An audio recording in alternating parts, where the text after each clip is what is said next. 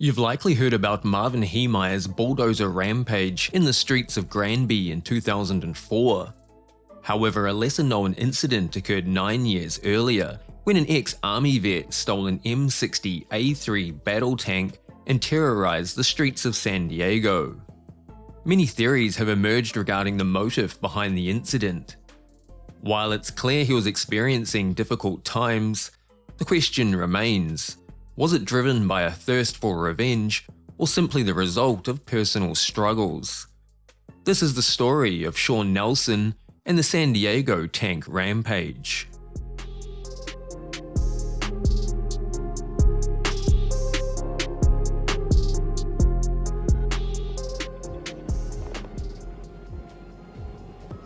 We're going over the top of 163 right now.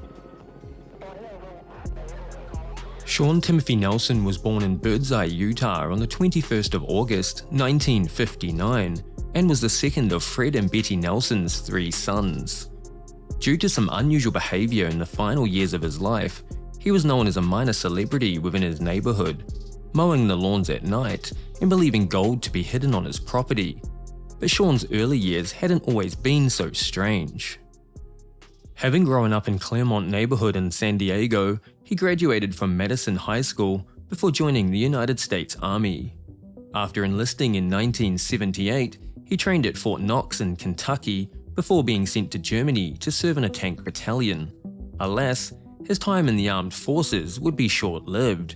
He was discharged just 2 years later for what the Army described as multifaceted disciplinary problems.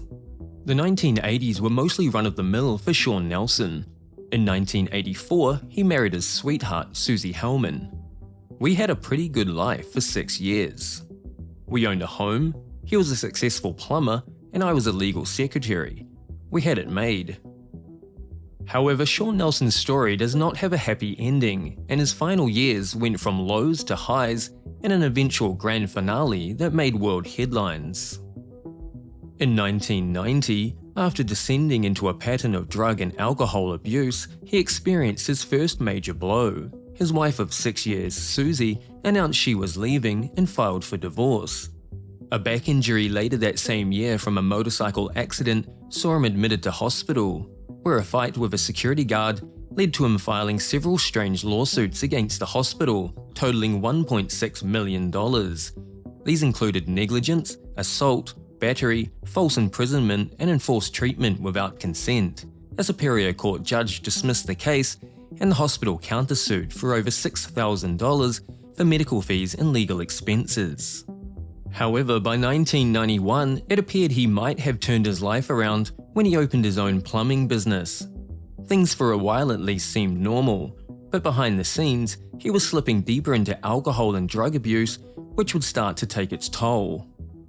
In the years that followed, although not widely known by his neighbors, he gained notoriety among them for his progressively eccentric actions. On one occasion, he dug a hole 15 feet or 4.6 meters deep in his backyard in what a friend referred to as Nelson's new hobby in an attempt to mine for gold. In June 1994, the theft of his plumbing equipment coupled with neck and back problems meant that his business was effectively finished, and Nelson was essentially unemployed. Throughout the remainder of 1994 and into 95, police visited his now rubbish-laden property at least 9 times, leading to an ambitious attempt on Nelson's part to sue the city of San Diego for police negligence and false arrest, totaling $2 million.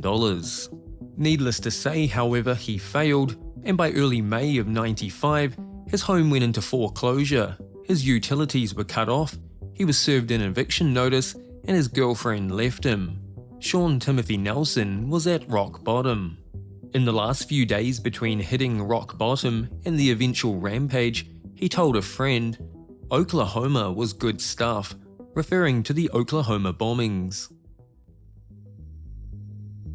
At around 6:30 p.m. on Wednesday the 17th of May, 1995, Shawn Timothy Nelson drove his Chevrolet van to the California Army National Guard Armory in San Diego. The National Guard Armory was surrounded by an 8-foot chain-linked fence topped by 3 runs of barbed wire. Amazingly, as armory personnel were working late on this occasion, the gates were unsecured and Nelson entered with no resistance. The tanks at the armory started with a push of the button and didn't require a key. The first 2 tanks he tried wouldn't start, but the third was a charm. As he lowered himself into the 58-ton M60A3, a guard finally noticed him, but with no way of stopping him, could do nothing more than call the police. Entering service in 1978, the M60A3 is an upgrade on earlier versions of the M60 main battle tank. Seeing action with the US military in Desert Storm, the first Iraqi war, the tank weighs around 58 tons fully loaded and has a top speed of 45 miles or 72 kilometers per hour. Armed with a 105mm cannon, 12.7mm anti-aircraft artillery, and a 7.6mm machine gun, it was just as well for San Diego the ammunition had been stored separately. As Shawn Timothy Nelson burst out the gates of the California National Guard Armory, the 23-minute televised low-speed chase was about to begin. Police departments involved in the chase included the San Diego Police, the San Diego County Sheriff's Department, and the California Highway Patrol. The colossal 58-ton tank bulldozed through road signs, traffic lights, utility poles, and fire hydrants, leaving a trail of destruction in its wake, crushing over 40 parked vehicles and cutting power to at least 5,000 homes, and the police were powerless to stop him. An officer involved in the chase would say of the fugitive, he obviously knew what he was doing. He was working that tank pretty good. With police equipment being virtually useless against armored vehicles, military enforcement was considered. However, risking civilian casualties and the legal implications of military force against a citizen on US soil meant the idea was rejected. After a failed attempt to knock down a pedestrian bridge, the rampage ended when Nelson tried crossing into the northbound lanes of State Route 163. The tank got stuck and lost one track. Just high-centered at Omni Center Divide, just north of Genesee. As police stormed the tank, opened the hatch, and demanded his surrender, he continually rocked the tank back and forth, refusing to give himself up. Unsure whether he was armed, an officer leaned in and fired a shot, hitting him in the neck. Mortally wounded, Shawn Timothy Nelson died 1 day later. Miraculously, he was the only person killed in the incident. In the aftermath of the rampage, Nelson's friends and various others criticized the shooting, suggesting police should have used tear gas or negotiation.